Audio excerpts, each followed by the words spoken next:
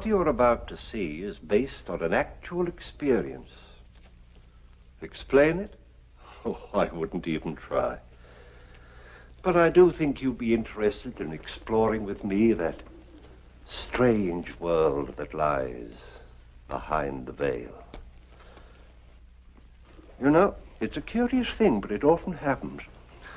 When a young man is trying to decide what his life's work is going to be, it's sometimes a sensitive time for both father and son. Our story takes place in Europe, where Peter Wade has established a thriving air service.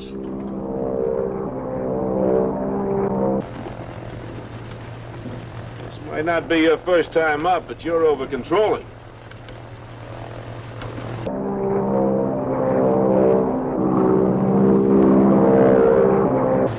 I'm gonna check the cargo. I'll check it. No, you keep a heading on 145. Don't drift around to the north. Those ridges come up at you awful fast. Oh, now don't you start to.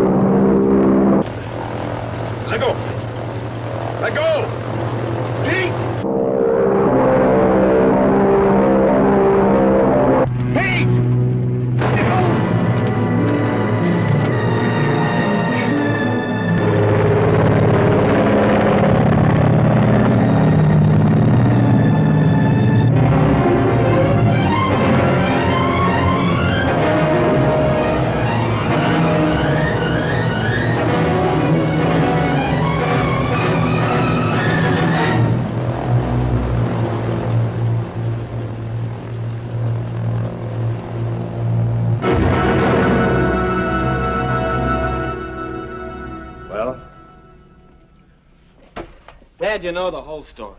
Now, boy, it's no good bottling these things up. You know that. There is nothing to bottle up.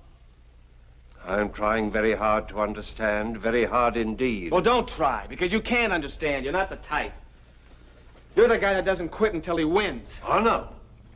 Not until I win. Until I've earned the right to go on to the next thing. It's just as simple as that. I've got to use my talent, not yours. Just tell me one thing. Why did you deliberately head for a crash? I can't explain that. Even if I could, you wouldn't understand it. Are you sick? Busy? Or just plain scared? Dad, some people are good at one thing and bad at another. I'm a washout as a flyer. And I probably can't run this company. But I can design planes. How do you know? Because I've got the talent, and you know it. And furthermore, I've got the desire. 2 more years of graduate school, I'll have my degree. Now, this is something that I can do.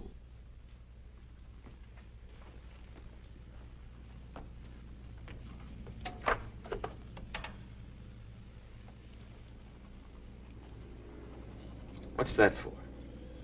Tuition, books, board, room, the works.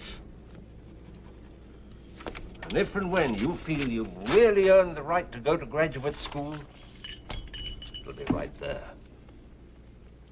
Dad, I'm just trying to face facts about myself. Now, is that being a quitter? Only you can answer that. But let me tell you one thing. Doubt in any area is malignant. It grows. It can destroy anything you do.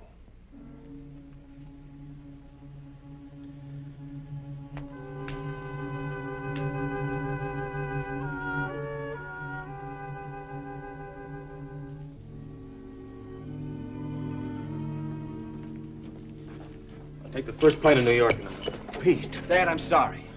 There's a lot of other things involved. Something I just can't explain.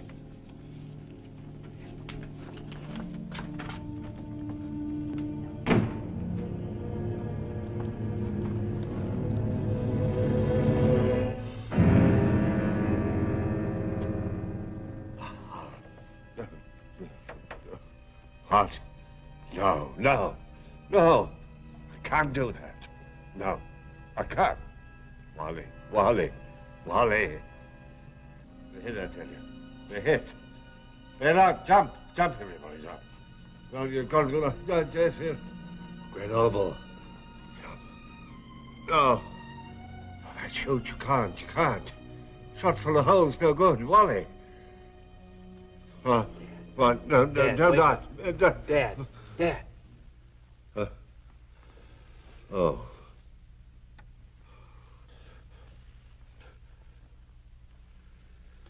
You all right? Yes. Yes, I'm all right. Just a dream, that's all. What was it this time? Oh, nothing. Why are you still up? Dad, who's Wally? Who? Yeah, you were calling out his name. I was? Yeah, who was he? I don't know. Dad, Wally died in that crash, didn't he? Yes, of course he died. But we have to talk about it now. It's the middle of the night. No, of course not.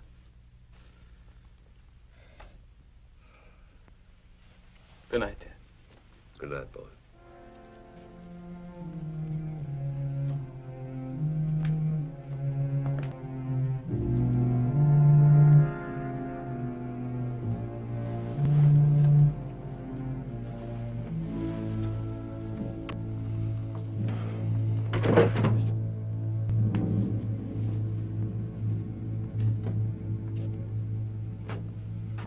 Well, that wasn't a very good example, was it? Only this afternoon I told you not to bottle things up. Well,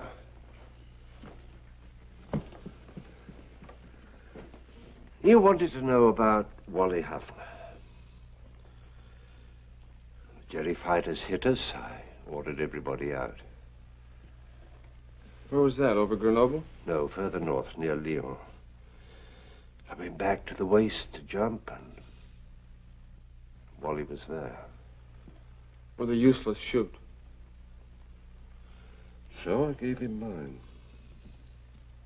And he took it? Well, I told him that I could ride the plane down safely, which of course I did. This was after Wally jumped. Yeah, after Wally jumped. I watched him fall. The chute didn't open. No wonder you have nightmares.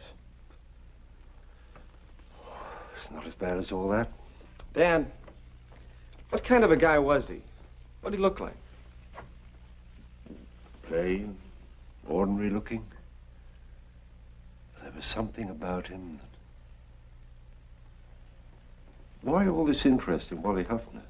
Oh, it's nothing. It's you. These nightmares. Maybe you need a rest or something. Oh, no, I'll be all right. Still going to New York in the morning? Oh, I don't know, Dad. Want to talk about it? Let's talk about it in the morning. Good night. Good night, Dad.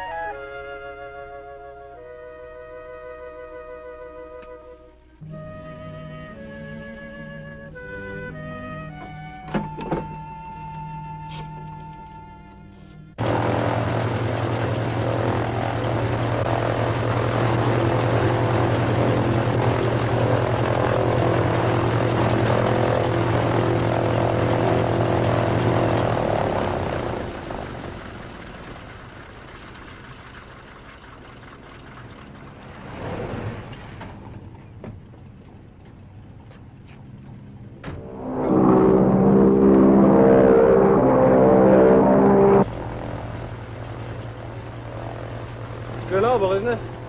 Uh-huh. What now? Well, let's see. We were on a heading of about 145, weren't we? Yeah, something like that. Okay, I'll take over. Please, Bill. All right.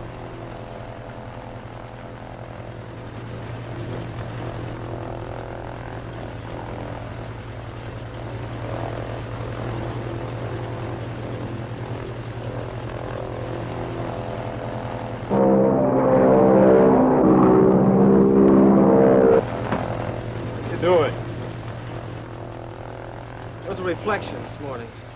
You see anything?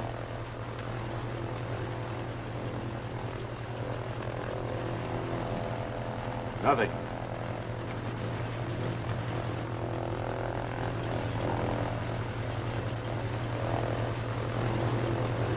Well, I guess I'm wrong. It's not the same now. Huh? You might as well go on home, huh?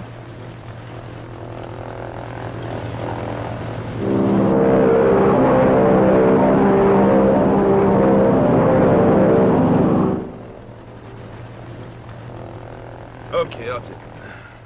Why don't you get some coffee, Bill? It's in the back. Go on, I'll be all right.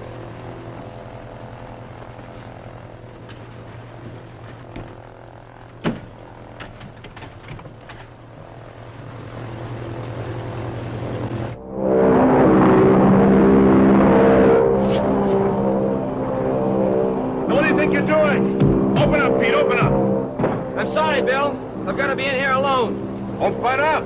Bill, if anything goes wrong, bail out. Pete, you listen to me.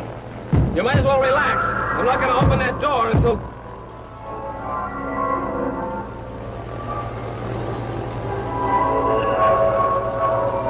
Pete? You all right? Answer me. Look at me. Look at me. Look at me. Follow me. 135. 135. 135. 135. 135.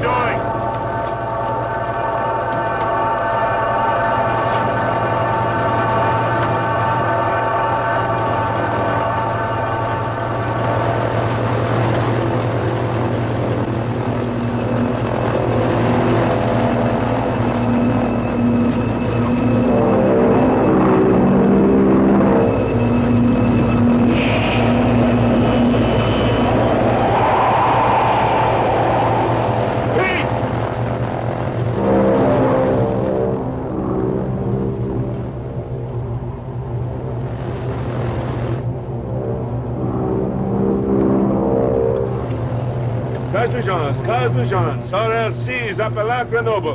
RLC's appel à Grenoble.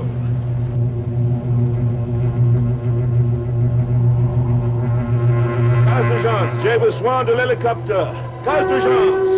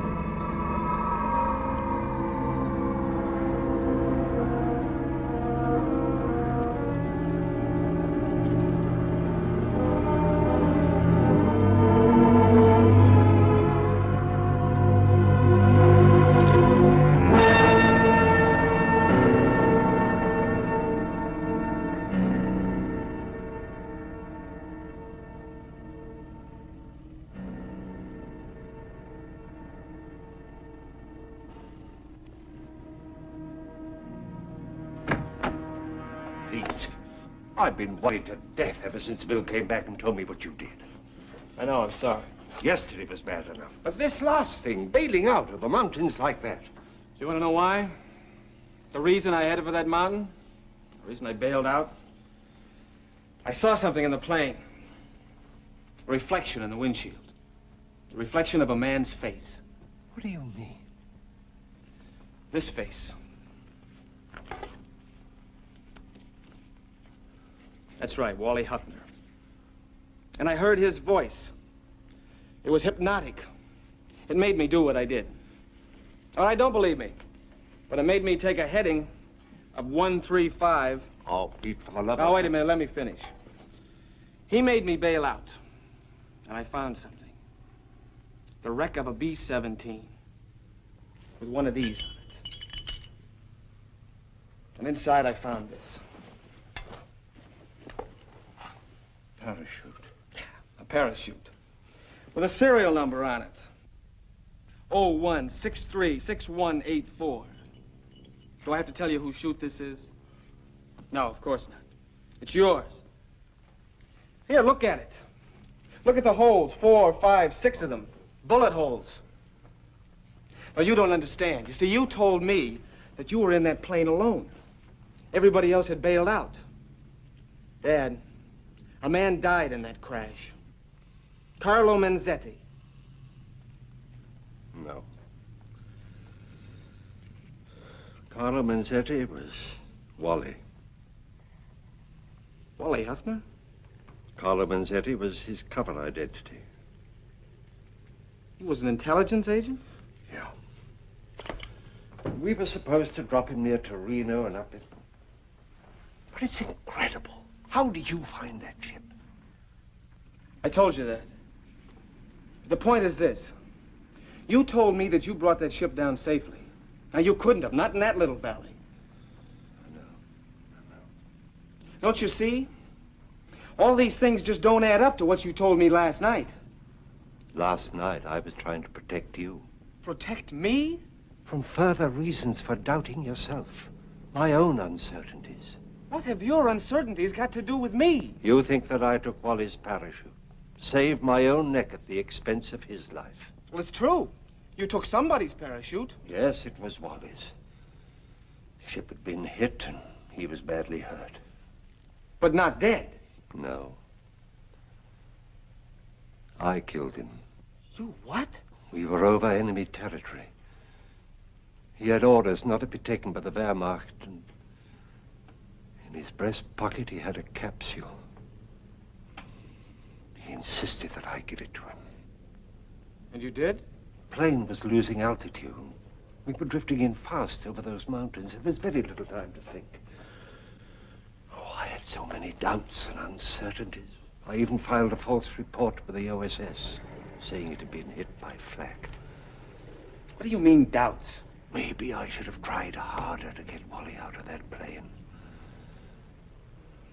But you said that he insisted on that capsule. Yes, but why? Was he really afraid of recapture? Or was he sacrificing himself for me? He was capable of that. Dad, that Italian parachute that they gave Wally, that would only hold one person, right? Yes, and he should have had it. But he couldn't even have pulled the rein. Not wounded the way he was.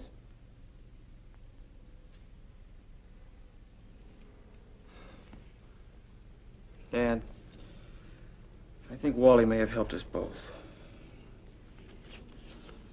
I'll leave this check here. At least for now.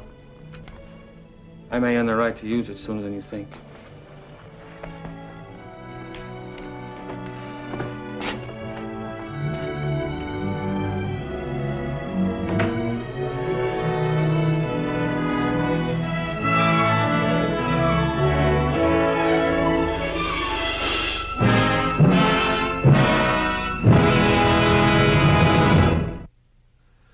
So far as Pete Wade Jr. is concerned, there's no question about the apparition of Wally Huffner. He saw it. It happened.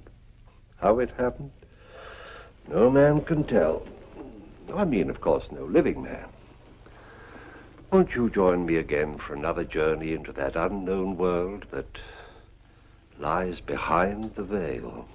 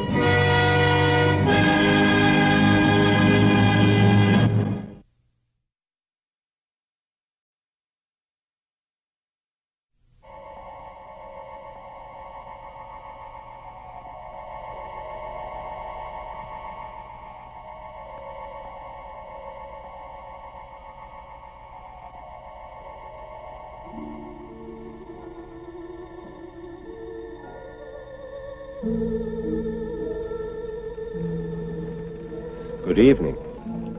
Tonight, I'm going to tell you another strange and unusual story of the unexplainable which lies behind the veil. On the day our story takes place, John Prescott's problem was a very ordinary one. An automobile and the problem of getting it rolling. But as the hours passed, he found himself concerned with things not so ordinary.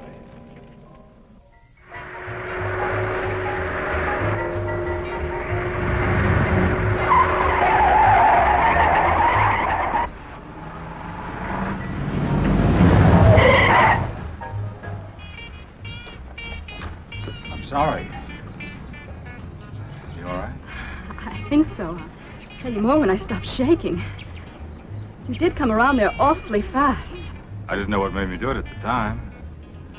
Now it seems like a fine idea.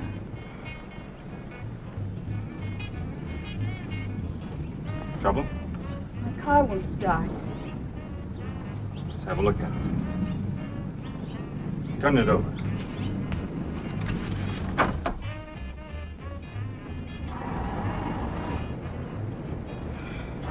Battery okay.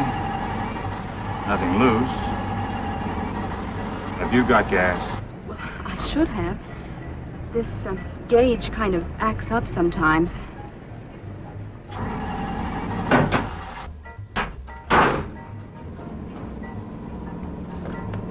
As you say, gas gauges act up sometimes.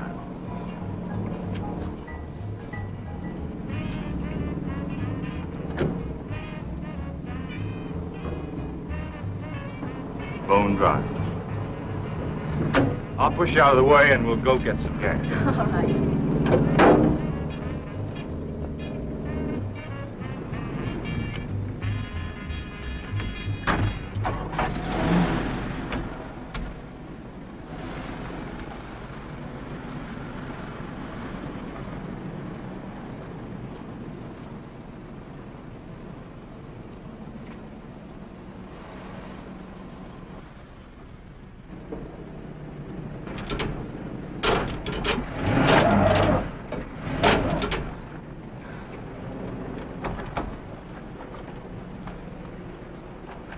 No, I'm sorry. No harm done.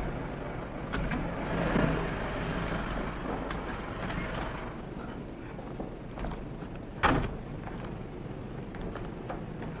little paint from your car scraped onto mine. My fault. I'll straighten out your license plate and we'll be wrapped and ready.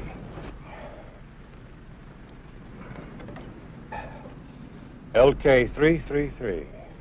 Meet 5H3872.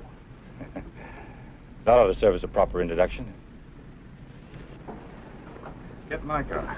I'll drive you to wherever you want to go. I'm John Prescott, Boston. I'm Lila. Yes, sir.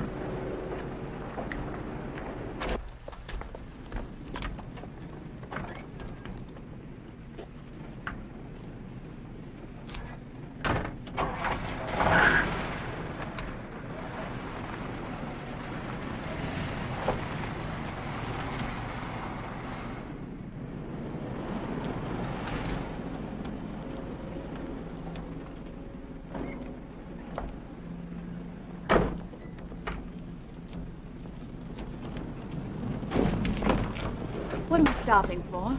A cocktail to settle my nerves, a little talk, a chance to get better acquainted, perhaps dinner. You know, I can't. I have to get back to my car. Oh, nonsense. Nothing can happen to your car.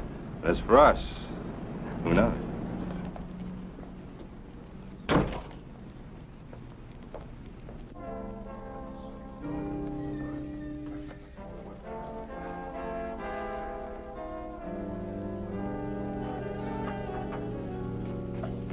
Good evening. Evening. Martini? Thank you. 2 martinis. Yes, sir.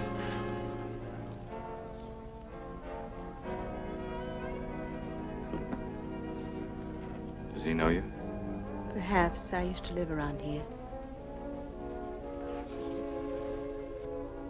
No trouble, no complications, no husband in the offing? Oh, no, nothing like that. Then let's have at it. The azure vault dares the assault of wings, and I, Icarus, am I.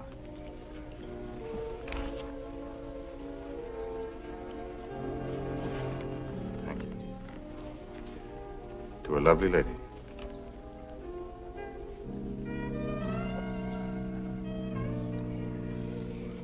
You have an easy way with words, John Prescott.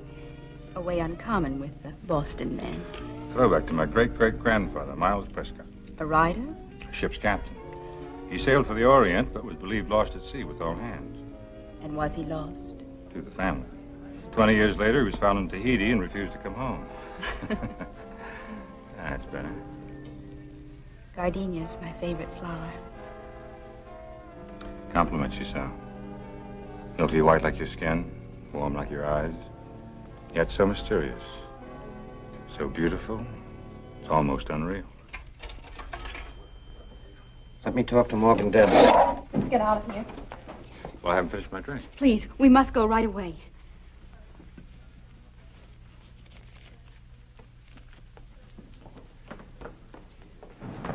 Hurry, please. What's it all about? Later, let's just get out of here now.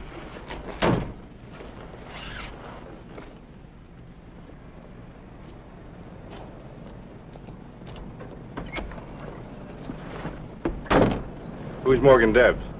I heard the bartender ask for him on the phone. That's what panicked you, isn't it? Yes, now can we please go? I'll tell you about him later.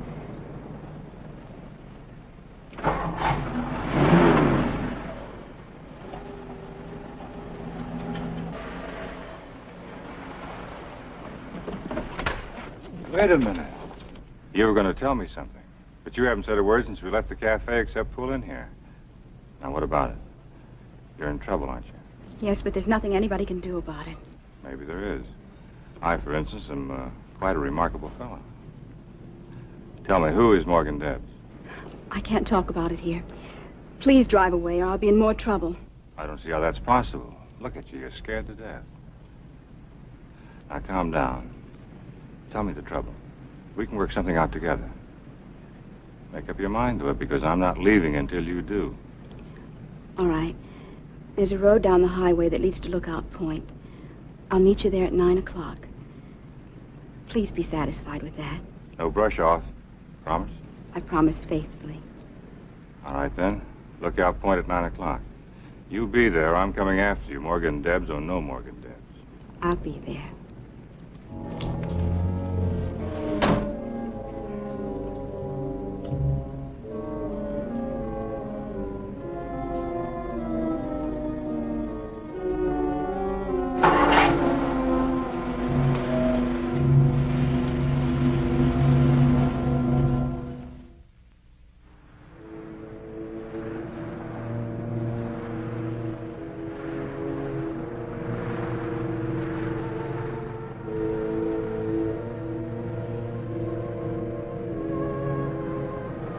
Good girl.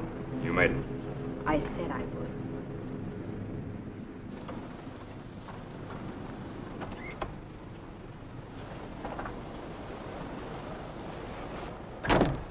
No trouble? You got your car all right? Where'd you park? Do you mind if we sit quietly for a few moments? A great part of my life is wrapped up in memories of Lookout Point. Now I come back here as often as I can. You're talking like a grandmother.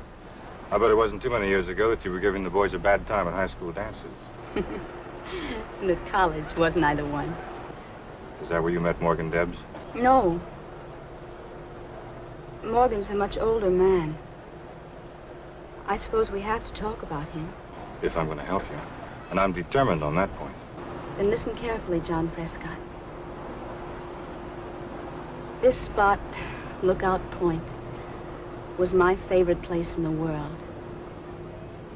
It was here that I brought all my problems, and here that I came to celebrate my small triumphs.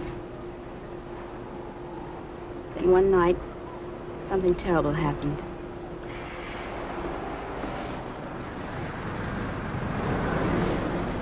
Morgan Debs, you sit tight. I'll slip into my armor and go face the dragon.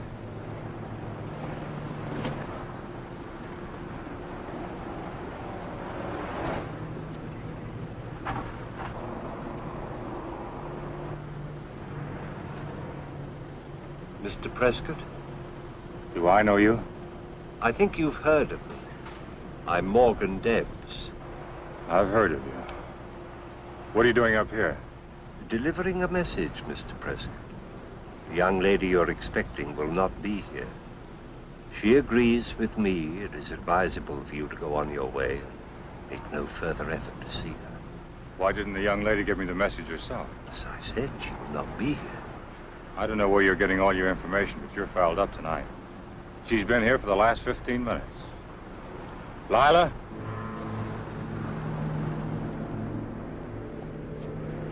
Lila?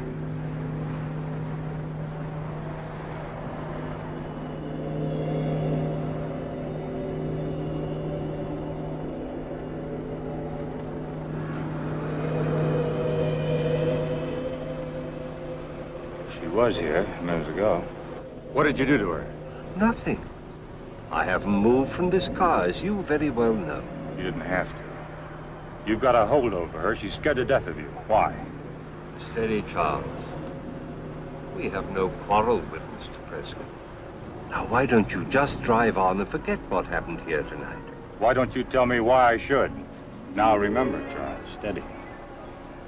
A man can't lose a beautiful girl in the woods and just forget about her. Even if I assure you that she's all right?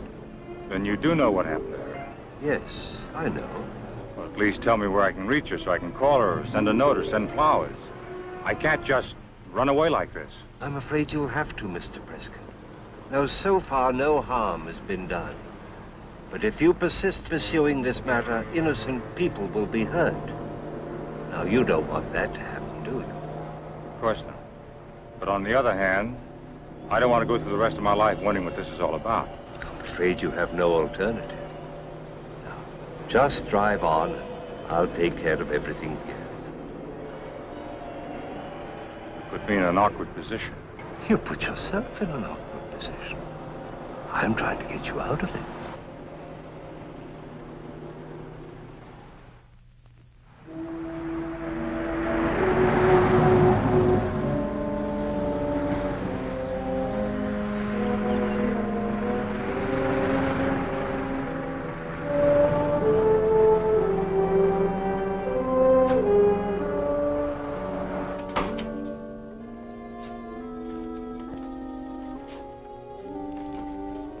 Sir?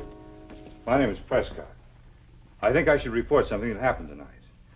I was at a place called Lookout Point with a girl, and she disappeared. Disappeared? You mean she ran away from you? I don't know. I was sitting with her in my car when a man named Morgan Debs drove up. I got out to talk to him. And when I looked at the girl, she was gone. Well, who's the girl? Lila. I don't know her last name. Did Morgan Debs know her? He must have. After she disappeared, he told me to forget about it. If something happens to her... Well, what could happen to her? I don't know for sure. But I'll tell you one thing. She was afraid of him. Did she tell you why? She was just about to when he drove up. That's not much, Mr. Prescott. Morgan Debs is a powerful man in this community. I can't very well question him without something a little more substantial to go on. Isn't it enough to know that she was afraid of him? Well, I only have your word for it. If I could talk to the girl. Can't you tell me something more about her? She was beautiful, blonde, blue eyes, drove a red sports car. Her name was Lila, and she used to live around here. You ought to be able to recognize her from that. Sorry, I don't. Maybe she was before my time. I've only been sheriff here a year. Where are you headed, Mr. Prescott? I was driving home to Boston. But I don't think I should leave until I make sure that the girl's all right. Well, you get her name, and I'll do what I can to help you. In the meantime, where will you be if anything comes up? I'll be trying to help myself.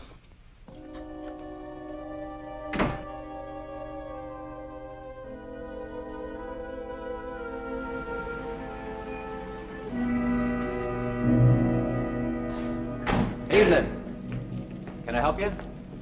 Yes, I want to talk about a girl. A man that can't find time for that is a coward. This is a particular girl. Blonde, blue eyes. Drove a red sports car. Stalled a few miles up the highway. She came here to get cash for it, remember? Well, I should from that description. But there's been no girl here. You sure? Yep. I left her here before dinner. Were you on duty then? I'm on duty all the time. Well, then you must remember her. You or somebody around here had to drive her back to her car with the gas. Wasn't me. I wouldn't forget a dish like that. Besides, I haven't sold a gallon of gasoline since late this afternoon. And that was to a kid on a motorbike.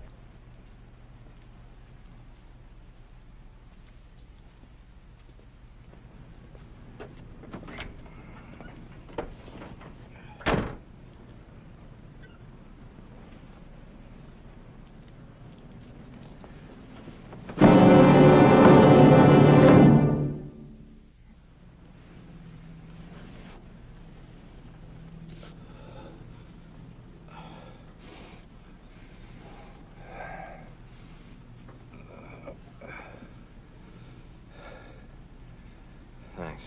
You must be doing something somebody don't want you to do. Looks that way. Did you see who it was? No. I heard a car, thought it was business, came out here and found you. Did you see the car? Just the taillight as it drove away fast. Whoever it was knew their stuff. You're not marked up. Not so you can notice it. Do you know Morgan Debs? Mr. Debs? Sure. If it wasn't for him, I couldn't keep this place open. You a friend of his? In a way. At least I'm getting to know him better.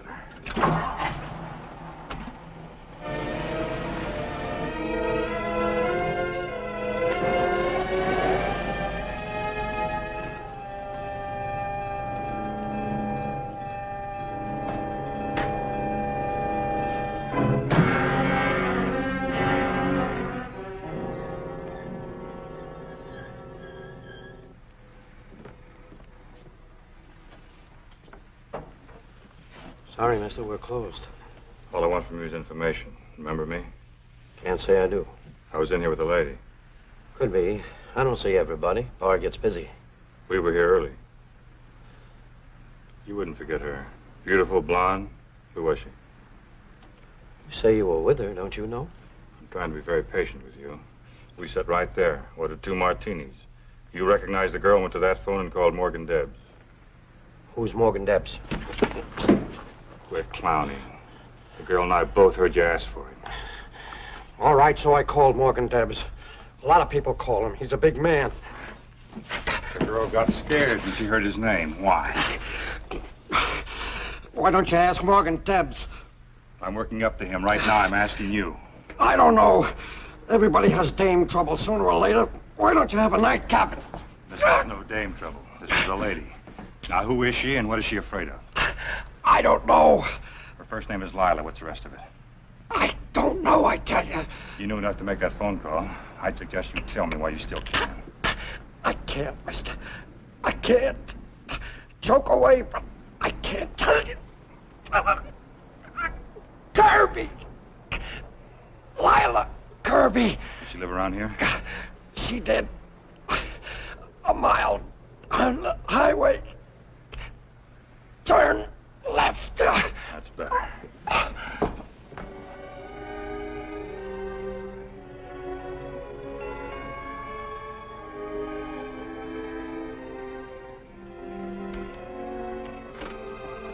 Mrs. Kirby? I'm John Prescott. I hate to bother you at this time of night, but it's important that I talk to you. About what, Mr. Prescott? Your daughter. Come in, young man. Now, what about my daughter? I was with her tonight. She left me. Well, that is, we got separated somehow. I wanted to make sure she was all right. Of course she's all right, Mr. Prescott. John Prescott. How nice of you to bother. She's up in her room. May I see her for a moment? Well, it's awfully late, isn't it? Yes, and I apologize for intruding, but it's very important. If you'll wait in the study, I'll tell her you're here.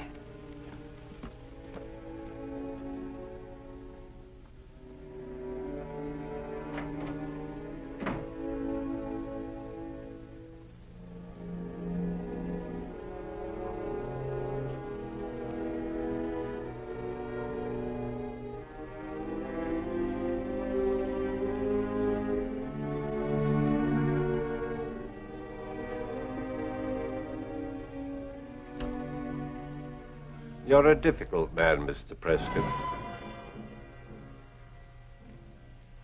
That's what my mother always said. Beat him, she said, and he's stubborn as a mule. Wheedle him, and he's yours. I'm sorry about the beating. Very artistic job. I told Charles to keep an eye on you, that's all. May I try a little wheedling, as your mother used to say? It's too late for that. I talked to Mrs. Kirby. She's gone upstairs to get Lila. She won't be back, and Lila's not upstairs. She's dead. Dead? She went off Lookout Point 3 years ago in her car. Was killed instantly. Well, that's impossible. I was with her tonight. I talked to her. What kind of a joke is this? No joke, unfortunately. Here. Read those. Go on, read them.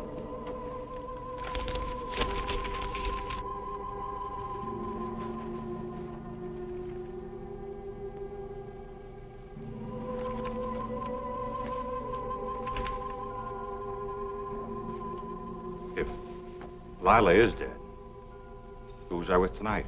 I think you were with Lila Kirby. That's ridiculous. I can't explain it. This is the second time she's reappeared.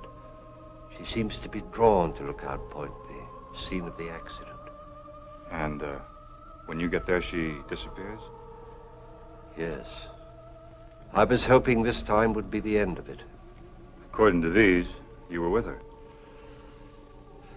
Yes. Lila's impulsive. I was the guardian for her father's estate, and there were things I had to discuss with her. On the night in question, she didn't like the things that I was saying and started to drive away. What about Mrs. Kirby? She's gone upstairs to get Lila. She is Lila's mother, isn't she? Yes, and my sister. Lila's death was a terrible shock to her from which she hasn't completely recovered. That's why I want to keep the news of these reappearances away from her. Anything that reopened the tragedy to her might result in her becoming completely deranged. I don't know. Maybe I am difficult, as you say. But it's hard to believe. Such a beautiful girl. So full of life. I met her this afternoon. Her car was stalled on the highway. Turned out she was merely out of gas. What kind of a car was it? A red sports car. Low, rakish. Just the kind you'd expect her to drive. That's Lila's car, all right. But it's been lying at the foot of Lookout Point for 3 years. Hardly seemed worthwhile trying to have it towed away. Now you understand why I didn't want to tell you anything of this.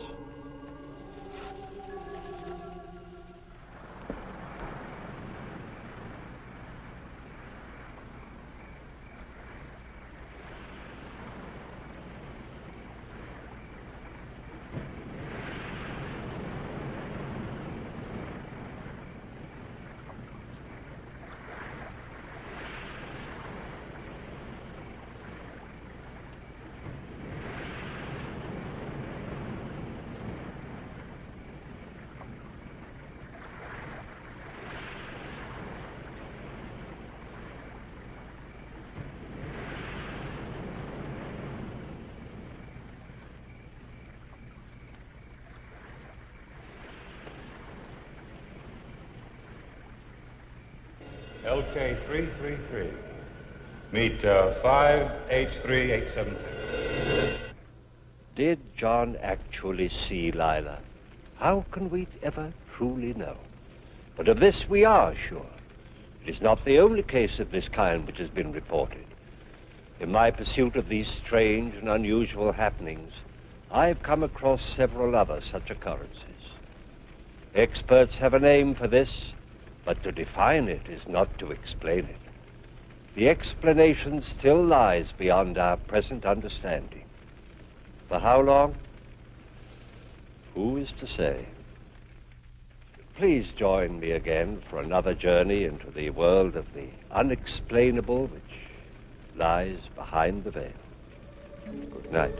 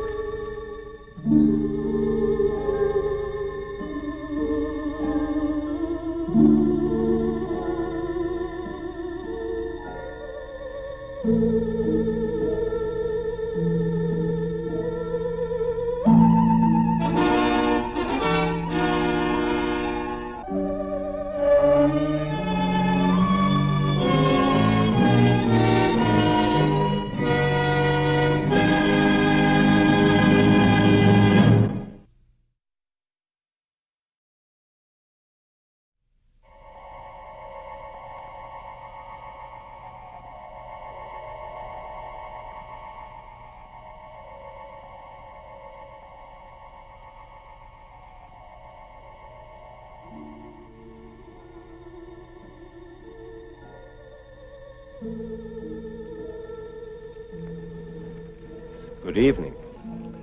Tonight, I'm going to tell you another strange and unusual story of the unexplainable which lies behind the veil. The mysteries of the East have always been a source of wonder to Western man. Our story tonight takes place in India and is based on a true and authenticated incident.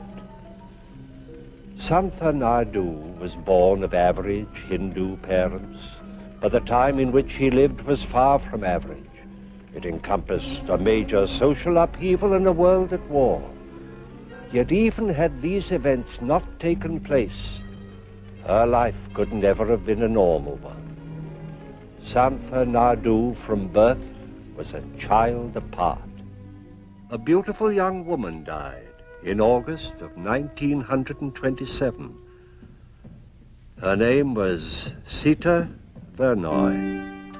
A beautiful baby girl was born, also in August, in the following year, 1928. Her name, Santha Naidu.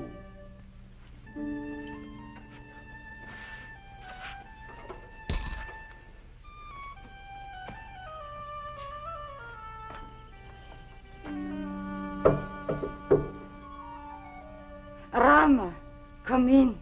Forgive me, Madame Naidu, but I would like to talk to you about Santa. Of course, Rama. Sit down. May I get you something to drink? No, thank you. Madame Naidu, you must know how I feel about Santa. And she about you. You are one of her oldest friends.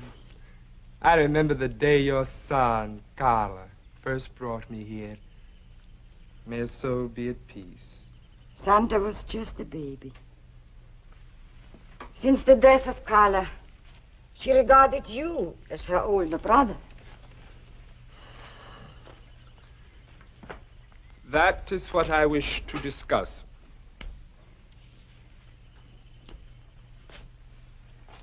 I've watched Santa grow from a child to a young lady. And you know, I would do anything to make her happy. I'm not the wealthiest man in Delhi, but my prospects are good. And Madame Naidu, I would like your permission to marry Santa. Have I said something wrong? Rama,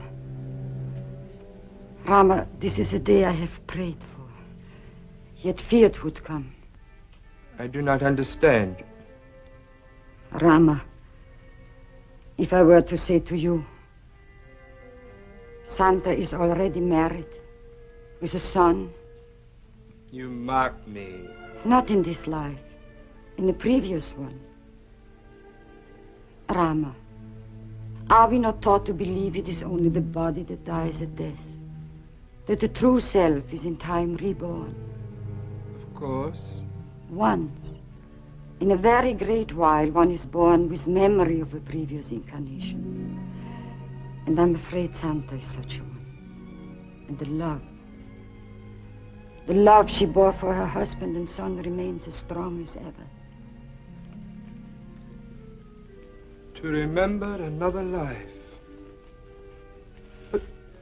But how can this happen? Who is to say? Perhaps it is proof that Nirvana is within reach of all. Why was I not told of this before? It's not something one speaks of freely. Not even to one as close as you. Oh, Rama, listen to me, my son. For her 5th birthday, I made her a little cloak, the color of flame. She cried when I put it on her. Why? Because her husband wished her to wear only blue. A 5-year-old child. I put the cloak away, Rama, and then I cried. Because I knew nothing but sorrow would come of this. Are you saying she knew all this even then? No, not all. It came slowly. She recalled his face, their home, Mutra, where they lived, her son, and yesterday the name of her husband. Verneuil. Armand Verneuil. And now? What happens now? I'm preparing. Tomorrow we leave for Mutra. Rama! I did not know you were here. I wish to speak with your mother. What is wrong? Santa, Rama has come to ask for your hand in marriage. Rama, have you told him? Oh, Santa, you cannot really believe all of this, eh? It is true, Rama. I have a husband and son. But even if it is true, your husband will be an old man by now. And your son, he could be older than you are. It will be as you say. I have been away too long. Nothing but tragedy can come from this, Santa. It is the will of our Lord Krishna. And my name is Santa no longer. I am Madame Sita Verneuil. And my husband has need of me. Forgive me, Rama. I must make ready for my journey.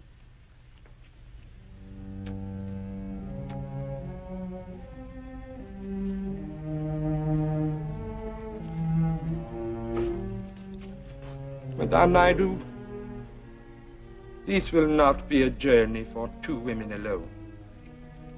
You love her so much. We would welcome your company.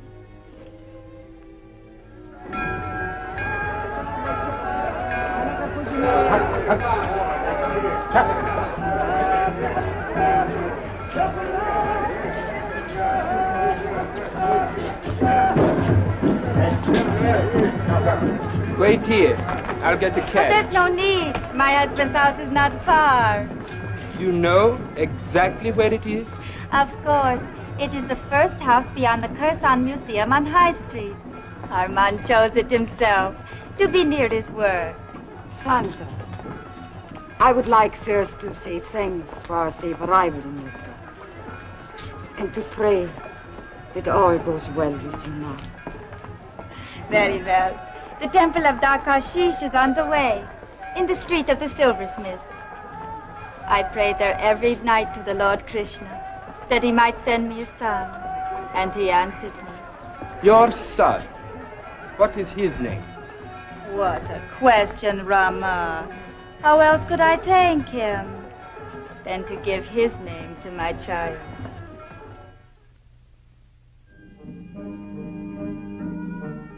Therefore, my dear Professor Goncourt, we are pleased to accept Krishna Vernoy as a student at Columbia College.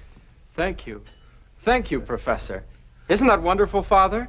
Yes, my son. Please let me know when you expect to arrive in New York with him, etc. We are old friends, the Dean and I. Very good ones. When will we leave for America?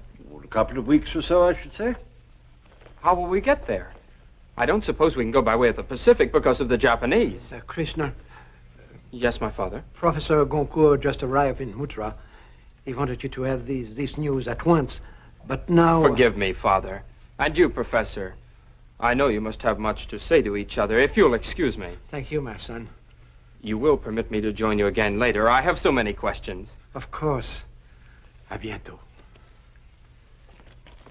Oh, mon vieux, what is the matter? Nothing. It is not like you to receive good news with such displeasure. I didn't expect you so soon. I thought it would be another few weeks, a month perhaps. You worrying about sending him so far away? I can't do it, Charles. I can't send him anywhere. Armand, he is not a child. You don't understand. I cannot send him with you to America because I do not have the money. Armand. I made certain investments. Bad one. I didn't have Sita to advise me as in the old days. She knew how to manage things, that one. If she had lived, there would be money now and to spare. She was a wise woman, beautiful and wise. And as frugal as I was extravagant. Charles, when I think of the money I spent when we were first married, I could have paid for his education 3 times over. I wish I could help it. Well, I don't leave for 2 weeks or so. Perhaps something will turn up. We are both men of science. We neither of us believe in miracles. Krishna will have to delay his education for a while, and I shall have to tell him so. It'll break his heart. And mine. You are certain that this is the house? Of course. But how badly the walls need whitening. Armand has let things go dreadfully. I'm afraid I shall have to scold him. Still, it's a fine house. I was very happy here. Namaskar, my friends. Namaskar. Namaskar. Can you be Krishna? That is my name. Oh, my son, Krishna, my son. Forgive me, please. I do not mean to be discourteous, but who are you? Well, I had hoped you might know. But how could you? You were not 2 weeks old when I left you, my son. Don't call me that, please. This young lady has come all the way from Delhi to speak to Mr. Ahmed Vernoy. I shall take her to him. But I still must ask you not to call me your son. I gave you life, my son. Are you trying to tell me that you're my mother? I am. Father? Father? Armand! Yes, young lady. My husband, it is I, Sita. What? I have come home to you. Krishna, this is not some of those silly schoolboy joke. It's no joke of my making. She says she is my mother. Oh, no. His mother died when he was born. Yes. 7 days later, my body did die. It was? 7 days. Oh, Charles, I don't understand this. I don't like it. One moment, old friend. If I might be permitted a question? Surely, Professor Goncourt. You told her my name? No, sir. Then how did you... Well, no matter. When did your body die? August 21st, 1927. But Brahma permitted me to be born again and to come back now to my husband and my son. No, I do not believe it. My son, your father's heart knows that I speak the truth. I don't know anything of the kind. Do not be angry with me, Armand. I returned as soon as Brahma permitted me to remember. To remember? Me? Your name. I remembered your face always. How you crinkled your eyes when you smiled. How your mouth... Oh, my husband. You should not have done it. Done what? You should not have shaved off your mustache.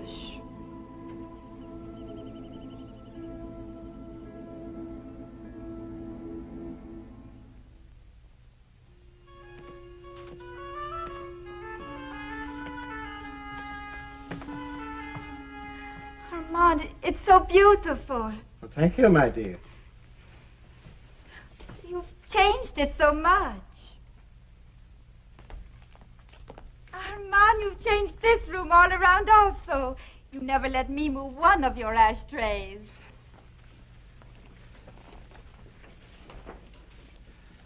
Madame Naidu, when was she born?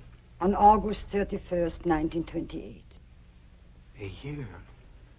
And 10 days after Sita died. Oh, it can't be. It is, Armand. I have been reborn. I loved my wife very much. I would like it to be as you say, but you're a child. I am Sita. No, you are not. My father, please tell her to go. Oh, Krishna, my son. I am not your son. What must I say? What must I do to convince them? Voyons, voyons, mon petit. Oiseau? Mon petit oiseau. What? Petit oiseau. You used to call me that. Your little bird. I did.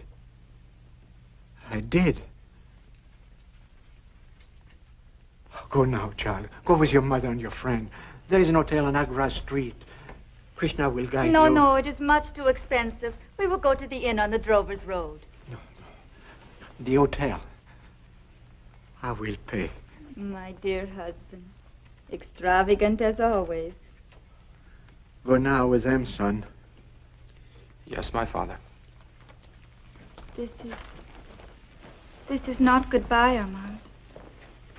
No. Au revoir. Until tomorrow.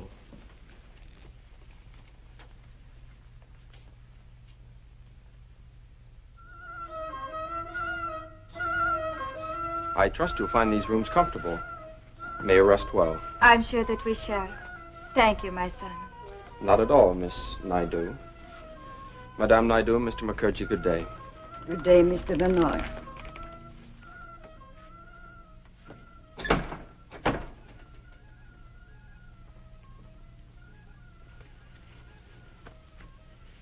Rama, do not be angry with him. He thinks you're trying to play some kind of trick. You did not believe me at first. Now you have opened your heart to the truth. He won't. When Armand accepts me, Krishna will also. Mr. Vernoy is of another faith, my child. He may not be willing to believe. He will. I know this. A woman has no husband who puts her aside. A woman has no son who denies her. I'm very tired. With your permission.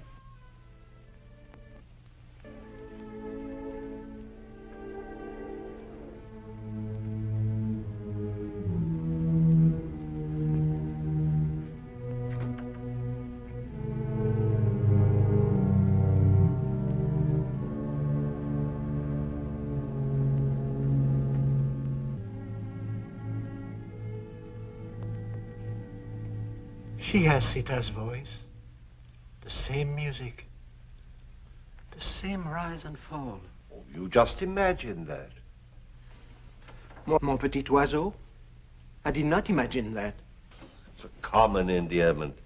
In French, Charles. The girl speaks no French. Well, she could have heard the phrase somewhere. I tell you, there must be a rational explanation. How can you explain a girl her age, knowing these intimate details? Like your moustache? Yes, my moustache. And the furniture in all the rooms. And the name of servant Sita kept 20 years ago. Armand, Unless you are prepared to believe in reincarnation.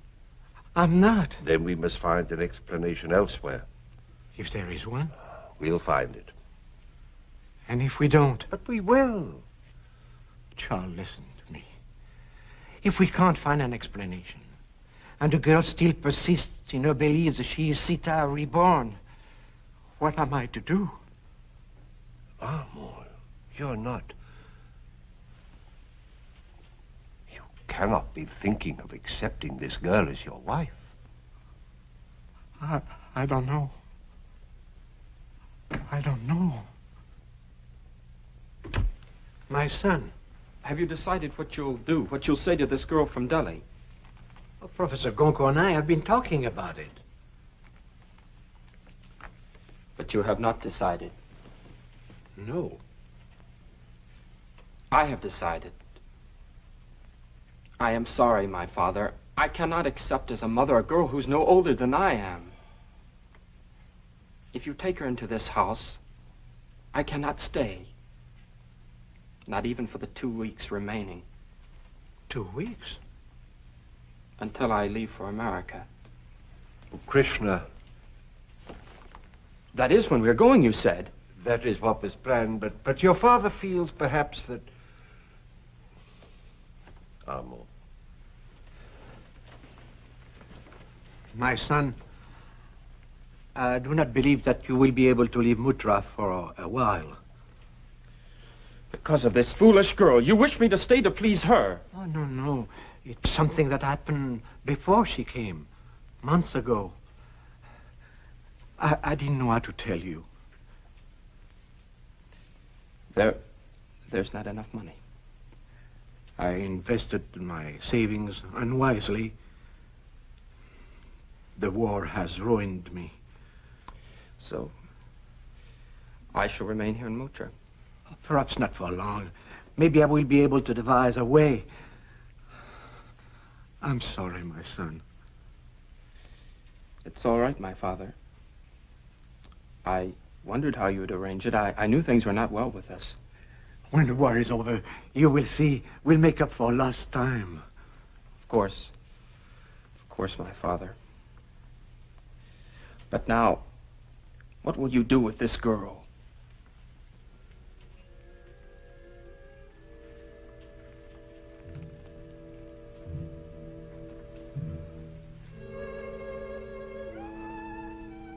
I'll send her away.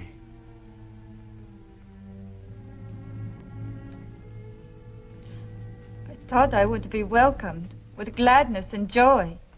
You are my child. I can only bring myself to believe you are Sita. I am my husband. I am. It's no use, my child. Even if I could bring myself to believe, there is Krishna. He never could believe. In time, perhaps. No, I've hurt him enough. You, my husband?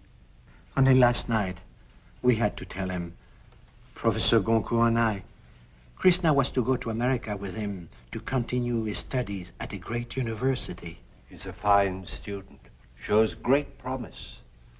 I can't send him to America. I don't have enough money. Then that is why Brahma has sent me.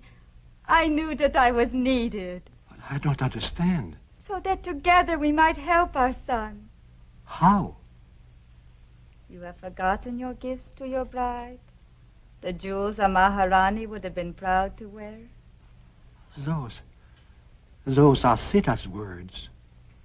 She wept when I gave them to her. For joy, Armand. To have such riches against an evil day. But they are gone. As if they never had been. When Sita left me... The jewels remained, my husband. In this room.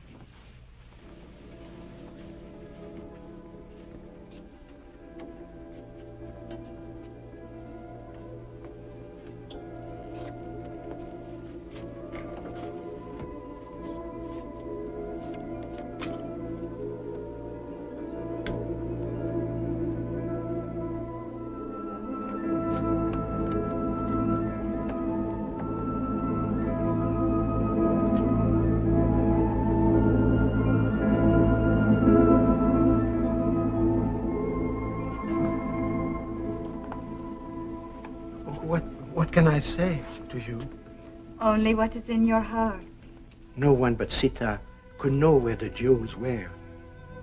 Only Sita could know what you know of me. But you still do not believe.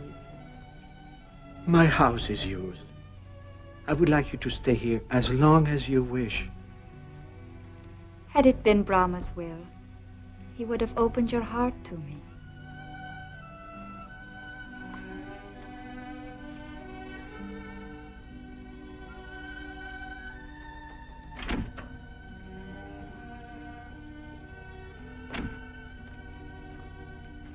I just saw the girl leaving with her friend. Yes, she's on her way back to Delhi. And you're going to America, my son, with Professor Goncourt. What? But how? You said you have no money. I was wrong. Your mother just proved it.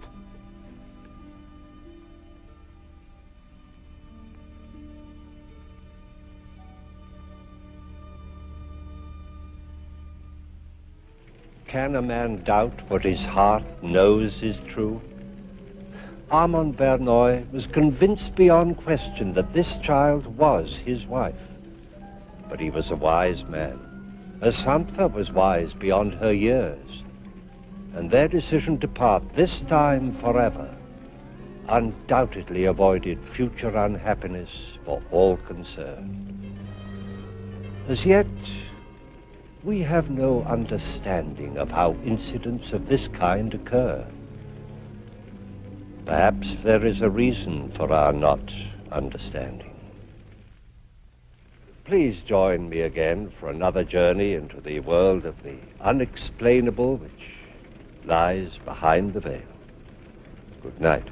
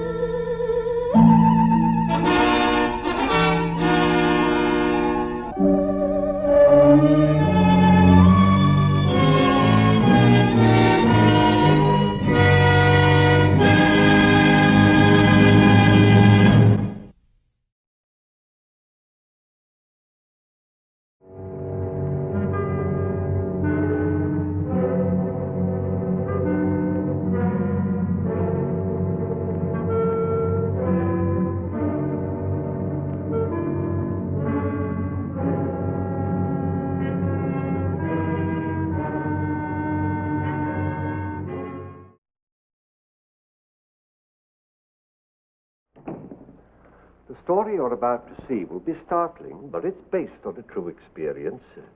Something unexplainable from behind the veil. You know, the world of a teenage girl can be full of wonder and delight. But not always. Sometimes it can become a place of confusion, terror. And that's just what happened to Ruth Cooper. Just keep looking up at the corner of the ceiling.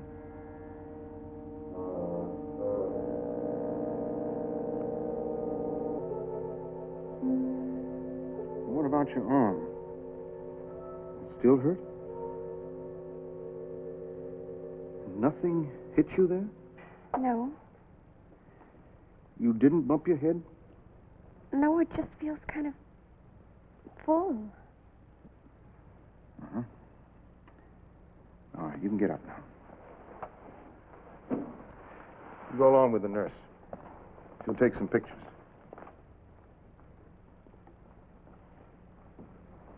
Dr. Madison, what is it? She appears perfectly normal. But why doesn't she know me? Her own mother. There was nothing unusual about her before this morning? Nothing. She was perfectly all right when we left Chicago yesterday.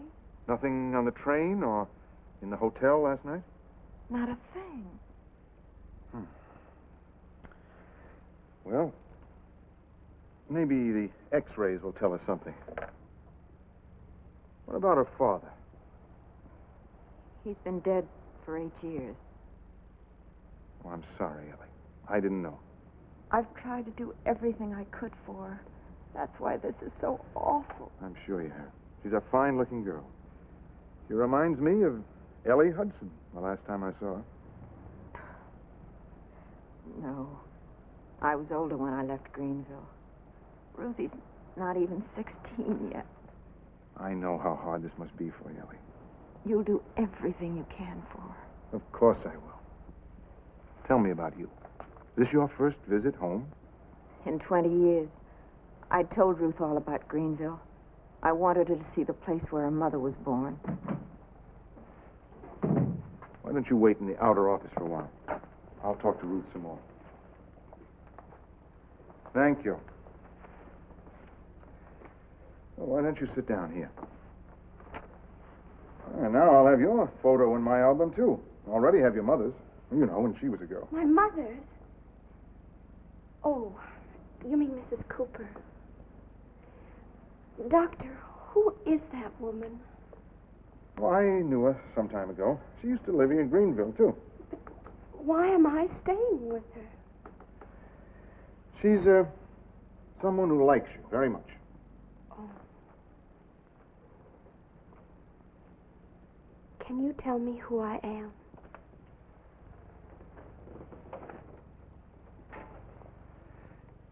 Are you able to remember anything? Well, Mrs. Cooper told me that I'd never been to Greenville before. But on the way to your office, well, somehow it seemed familiar. In what way? I felt like I was coming home. Do you have any idea where home is? Not really. I just keep feeling that I've got to do something, but I mean, it's like when you're hungry, but you don't know what you want to eat. Doctor, am I losing my mind? No. If you were, you wouldn't be asking me that question. Now, try not to worry.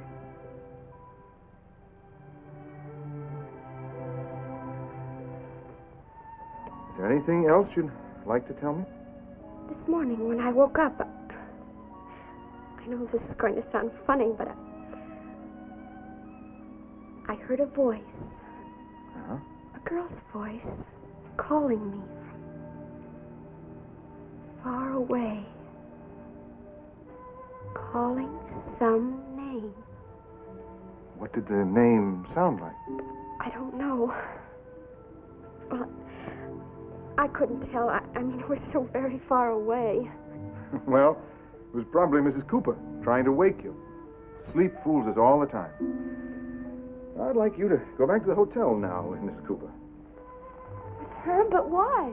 Because she wants to help you, too. All right? You just rest, be quiet. We'll talk more later. Will you do that for me? Sure I will. Thanks, Uncle Dar.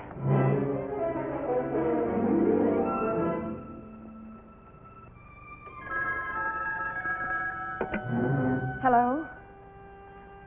Yes, Dr. Madison. This afternoon? Yes, we can be ready.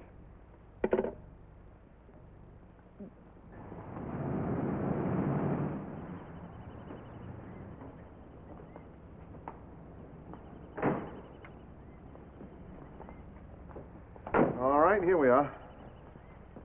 That tree there. And that fountain at the side of the house.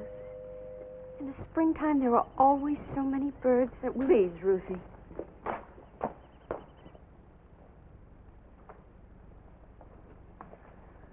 Hello, Ira. This is Mrs. Cooper and her... Well, the people I thought you and Martha would like to meet. Mr. Perry. How do you do? How do you do? Ruth?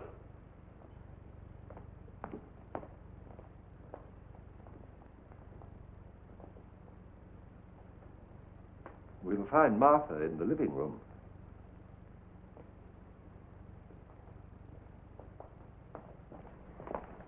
Oh, Oh, your leg seems worse again. You're Mrs. Cooper? Yes. Oh, do come in, please. Well, how's your golf, Ira? My, after 20 years. You must see a great change in Greenville. You know, we love this little town, but I wish I could see it through fresh eyes again like yours. Well, I really haven't had a chance to look around very much, but I'm sure Ruth is going to love it. Ruth, dear, I was just telling Mrs. Perry that I'm sure you're going to love Greenville. Oh, yes. I love this town. Why, how charming. Most girls your age would prefer the excitement of a big city. And Chicago is a fascinating place. You know, the last time I was in Chicago was 5 years ago. Maybe we'd better not leave Peggy's picture around. Well, I don't think Martha will let anybody change that. Frightened? No, but perhaps I don't know exactly what you mean. Oh, no, frightened. Frightened is the wrong word. Awed is a better word. Hello, Duffer. Hello. Oh, hello. Hello. How have you been? Why, Duffer acts as though he knew her. Of course, dogs often react that way to people who like them. I can't explain any of this, Ira. Did you tell her his name? No. Then how did you know it? I have no idea. You remember the nickname that your daughter used to call me? Yes. 4 hours ago in my office, this girl called me Uncle Dar.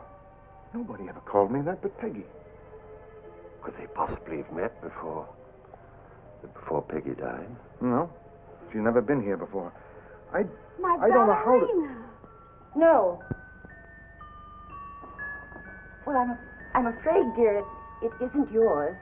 It was given to my own little girl years ago. Why, look at her arm.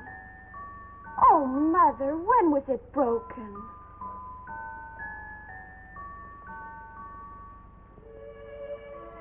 Come on. Come on, right around. Has the girl any chance of recovery? Yes, she has a chance. But I think a great deal may depend on you and Martha. What else? Ira, I would like her to come and stay here with you for a while. Live here? Yes, I think it's important. I think it may help to reduce her anxiety and her uncertainty. But how? Is it some sort of treatment? Well, it's one approach. You saw how she reacted to Martha and you. The dog, the ballerina. She seems to be following a definite pattern. In some cases, it's the only thing that's helped. Come on, sit up. Come on, Duffer. Come on, boy. You're asking me to do a very difficult thing. I should have to know some more about those other cases. Let's go inside. Now, turn around. Turn around. Turn around. Come on, turn around. This dog always has had a mind of his own. We're used to that around here. You mean because I have a mind of my own, too? I wasn't thinking of you, dear. Come on. Oh, you're so good. You're so good. Okay. Did you have a garden in Chicago, Mrs. Cooper? Huh? Sit up. Oh, no. Go get the ball. Go get it. Go on. Come on. And you come back here this minute or I'll put you in the closet again. Would you excuse me, please? Come on, Duffer. Come on. I suppose you've considered every angle of this. How do you mean? Well, there's always the possibility that they're trying to put something over on us. When I first examined her, she was actually suffering the same pains that Peggy suffered the night she fell down those stairs and died. Now, I don't think they're trying to put anything over on us. No, I guess you're right. She's so like her. Of course, I haven't told Mrs. Cooper yet I want the girl to stay here. If he does stay here, will it be bad for Martha? Well, might even do her good. Providing, of course, she doesn't get so emotionally involved with the girl that she can't let her go. She'd have to lose her eventually. Dr. Madison? I'll have a word with Martha. And if she says yes, I'll nod to you. Dr. Madison, can anything be done for her? Anything? Perhaps. I certainly hope so. But it may mean you will have to make a great sacrifice. Oh, the money doesn't matter. No matter what it costs, I'll get the money somehow. I don't mean money, Ellie. What do you mean? You will have to let Ruth come and live here with the Perrys a while. You mean give her up? Just temporarily. But I can't tell you yet for how long. Oh, but I can't do that. You can't ask me to do that. Does that mean you know what's wrong with her? No, I don't, Ellie. But I think this may give us a chance to find out. I think it may help Ruth to get well. Can I live here with her? No, that wouldn't work. But you can visit her often. Will the Perrys take her?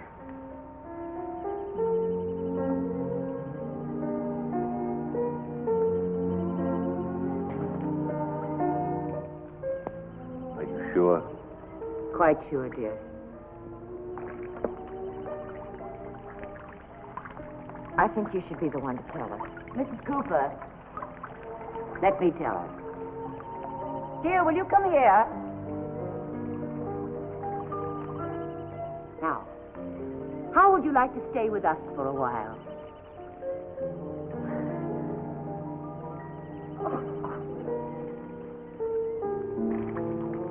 How tender thing.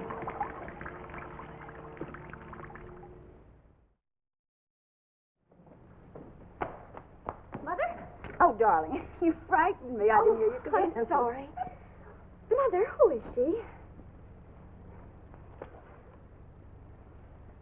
Oh, she's the daughter of a classmate of your father's.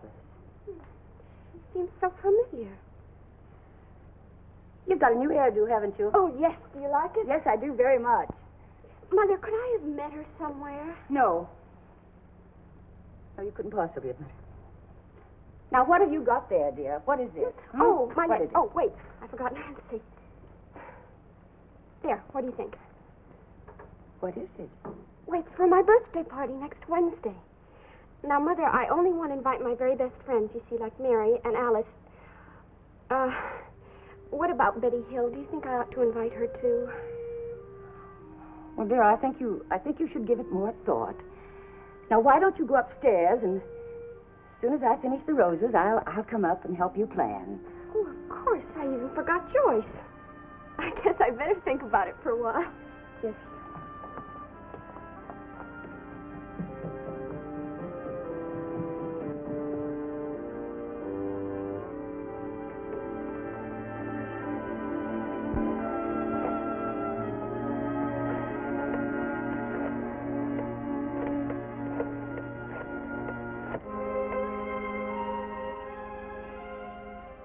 Dr. Madison, please. This is Martha Perry calling. Will, something dreadful has happened. Well, what is it, Martha? The girl. She wants to have a birthday party. What? She believes that next Wednesday is her birthday. Will, that's the exact date of Peggy's birthday, and she wants to invite all of Peggy's girlfriends. Oh, that is something. All those girls are grown women now. Alice Brown has 2 children, and Kay Scott is divorced, and Mary Brown is in Germany. Wait a minute, Martha. Peggy didn't have any friends in on a party on her 16th birthday. Joyce Martin came down with diphtheria. Peggy was exposed. Oh, that's right. Why, Peggy was in quarantine at home. She may be able to recall it. We'll just have to take a chance. Be very careful what you say to her. Do you want me to handle it when I stop by tomorrow morning? No, I'll take care of it. I promise to help her plan. All right. Be extremely careful. Well, I'm terribly worried. That night 10 years ago, I know, Martha. I know. Good luck. And don't hesitate to call me at once if there's anything I can do. Thank you. Mother, look. You were right. Imagine my forgetting Virginia. Is that right now? Well, Dear, it's a shame you can't invite Joyce. Why not, Mom? Well, Dr. Madison just phoned and said that Joyce came down with diphtheria today. Oh, no. Yes. Mother, I was with Joyce that last week. Does that mean that I've been exposed? Oh, I don't know, dear, but we'll ask Dr. Madison when he comes by in the morning. Well, if this means I can't have my birthday party... Oh, now, dear. Even if you can't have girls your own age, well, we can plan some sort of a party. With who? Who'd come? Well, now, let me see. Dr. Madison would come. And then there's Mrs. Cooper. Mrs. Cooper? Yes, you like her, don't you? Well, yes, I like her, but... Mother, she's such a sad woman. She's always so unhappy and confused. She's very fond of you. Mother, maybe asking her to my party would make her happier. Why, of course it would, darling. Well, let's invite her then. Oh, you're a dear. See that silly dog when I was getting ready? Hello, Ira. Oh, I'm sorry I'm late. I got held up in surgery. Well, you missed a very good dinner, but you're just in time for the cake. How's everything going? Well, she's a remarkable child. There's no question of that. Martha's grown to love her, and, well, so have I. Good. Every time Martha sees those stairs, she thinks of Peggy falling. You've done wonders with her, Ira. Her happiness at this time is very important to her treatment. Even if she goes on believing that she's Peggy? No easy answer to that. It's a risk we have to take. It's not easy for us. Ira! We're ready for the birthday cake. Hello. Oh, Will, I'm so glad you could get here. Will, do you know, I think Peggy came back so that this time she could really have a happy birthday. Hi, Uncle Dar. Oh, hello, my dear. Happy birthday. Thank and many more of them. Oh, thank you. I'm so glad you could come. Why isn't this table beautiful? Do you like it? Ritzy. What happened? Happy birthday to you.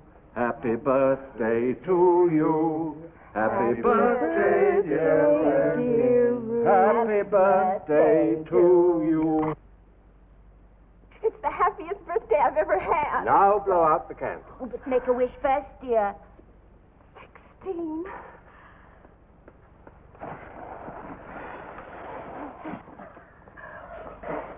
There you are, girl. 2 years.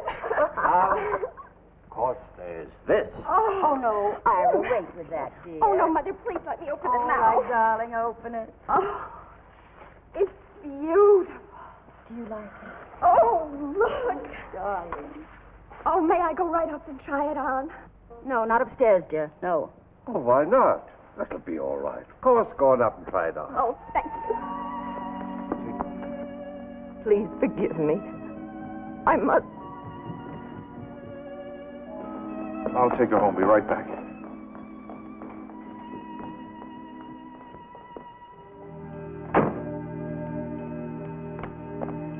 It's all right, Ellie. I'll take you home. Well, I'm terribly worried about Martha. So am I. We've got a problem on our hands. I don't know how much longer I can go on with this. That girl is still convinced that she's Peggy, and poor Martha is beginning to believe that it's really true. I've got to do something right away. I'll be back as soon as I can. No, Peggy, no. Oh, Mother, what's the matter? I just want to show Uncle Dar my ballerina. No. No, Peggy, no. Stay there. Don't come down. But I've got to come down. Oh, no. Peggy.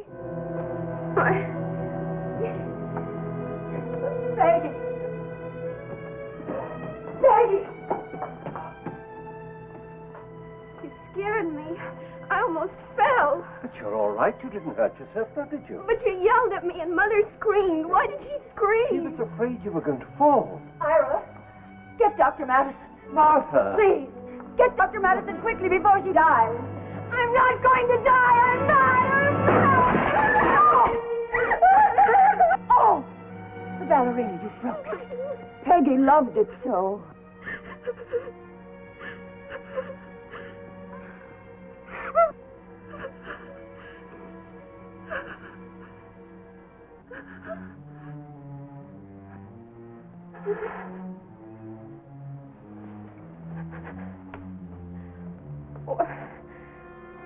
Who are you? Where's my mother? You've been visiting with us, friends of your mother. Now let's go home and give her a surprise.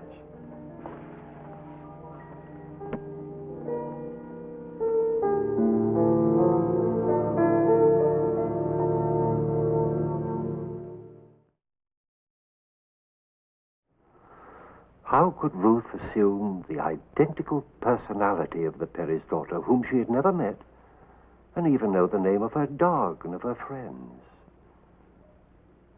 Was it because the spirit of the dead girl did take possession of Ruth during her fantastic experience? Well, these are questions for which, with all our knowledge, we have no sure answers. What do you think? Thank you.